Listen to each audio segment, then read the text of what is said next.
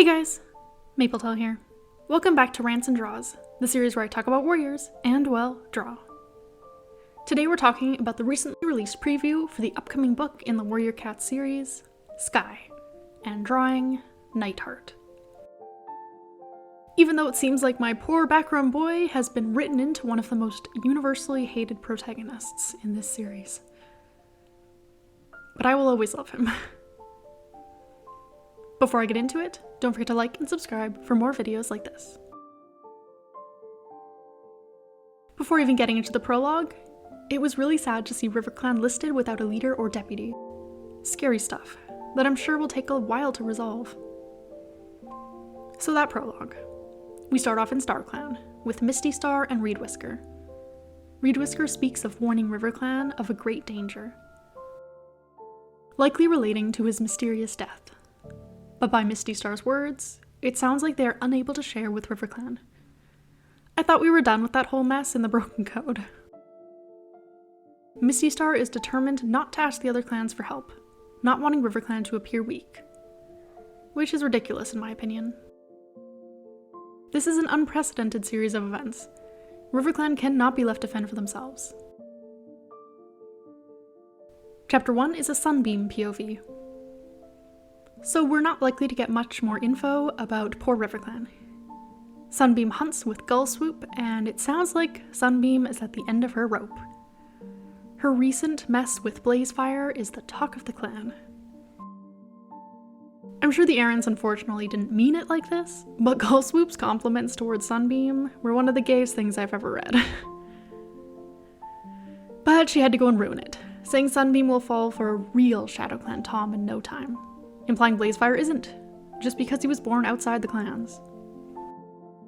After just finishing One Star's confession and all of its anti-kitty pet talk, it's so frustrating to see that things really haven't changed all these years later, even with all the amazing warriors we've seen who weren't clan-born.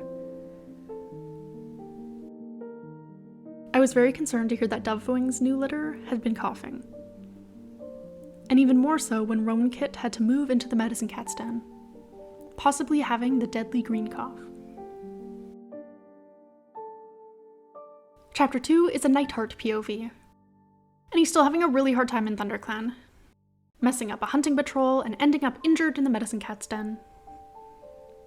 I'm much more worried about Brightheart though, also suffering from white cough that might have developed into green cough. It sounds like we have a bit of an outbreak on our hands in this book, and not enough cat mint to go around, especially with both ShadowClan and ThunderClan planning to ask SkyClan for supplies. The next bit left a bit of a sour taste in my mouth. Finchlight and Sparkpelt claim Nightheart has turned his back to them just because he decided to change his name. It is infuriating to see this reaction, and I totally understand all the complaints about the writing in this preview now. Not only is this completely out of character for both the She-Cats and poor writing in general, this line of thinking has really transphobic implications, which is just gross to have to read. I'm really disappointed. I'm not even asking for what I really want here, which is good LGBT+ rep. Let's just not go this far in the opposite direction. Lines like, "You rejected your family when you rejected your name." Really? What kind of messages are we trying to send to the kids who read these books? It is not disrespectful to choose a name that suits you better and that brings you joy, especially over one you felt no connection to and brought you nothing but misery. End of story. It's even more ridiculous when you consider that Firestar wasn't even the cat's original name. He was called Rusty before joining the clans, and was honored to have a new name that suited him. Why can't Nightheart have the same? I'm just so tired of this storyline. Who the hell even cares about being related to Firestar? Yes, he was a great cat, but come on. Not to mention, so much of the clan is descended from the cat, making it even more meaningless. And there's no way he would have an issue with Nightheart, like everyone's been saying.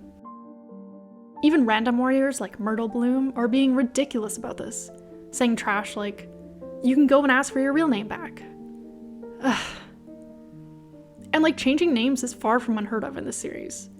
Kitty pets, Brightheart, elders from the first book like One Eye, or cats like Crowfeather choosing their own warrior name, and people praising them for doing so. Let people live, oh my god. It's just an annoying storyline with a terrible message, and I feel like the Arryns are just trying to create drama out of nothing here. And all the complaints I've read about it, seeming like everyone in ThunderClan, or at least the women, have been rewritten to make Nightheart sympathetic and give him a struggle, are starting to make a lot of sense to me.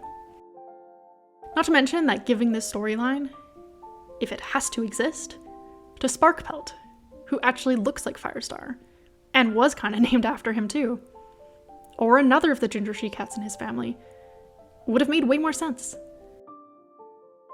But the Arryns, for some reason, don't know how to write female characters. This chapter has been everything I hate about the series. It's the combination of misogynistic and transphobic writing for me.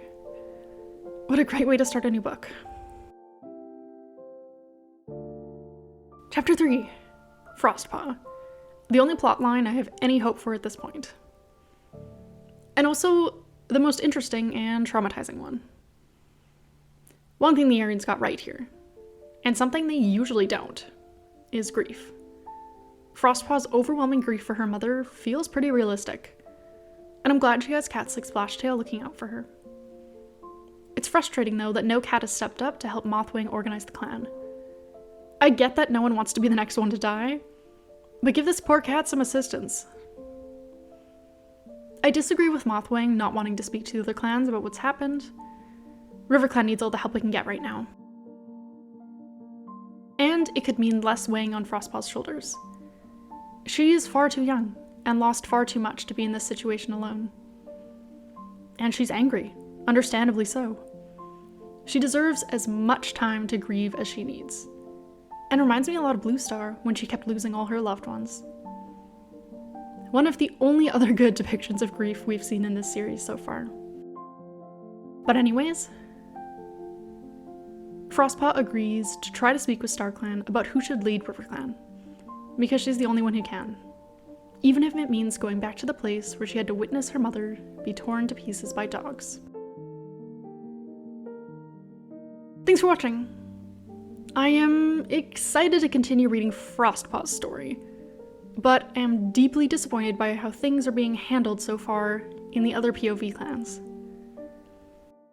I hope things get better later in the book, but I don't have high hopes at the moment.